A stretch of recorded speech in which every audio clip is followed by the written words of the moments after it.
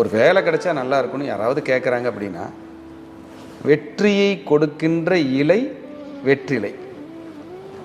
அப்போ வெற்றிலை மாலை ஆஞ்சநேயருக்கு போடும். இதுவும் பேசின பரிகாரம் தான், சொன்ன மக்களுக்கு சொன்ன பரிகாரம் தான். 11 வெற்றிலை தான். அந்த 11 வெற்றிலையை கட்டி மாலையாக க்ரீன் நூலில், பச்சை நூல், சிலர் பாக்கு வச்சு கட்டலாமான்னு கேட்குறாங்க. அப்படியே எம்டி லீஃப், பாக்கு தேவையில்லை. சில கோயிலில் பாக்கோடு தான் அது பர்மிஷன் கொடுக்குறாங்கன்னு சொல்கிறாங்க. அது எங்கே அப்படி போட முடியுமோ, அந்த எம்டி லீஃப், பாக்கு இல்லாமல் போட முடியுமோ அங்கே போட சொல்கிறோம். அப்படி போடும்போது வேலை கிடைக்கிது.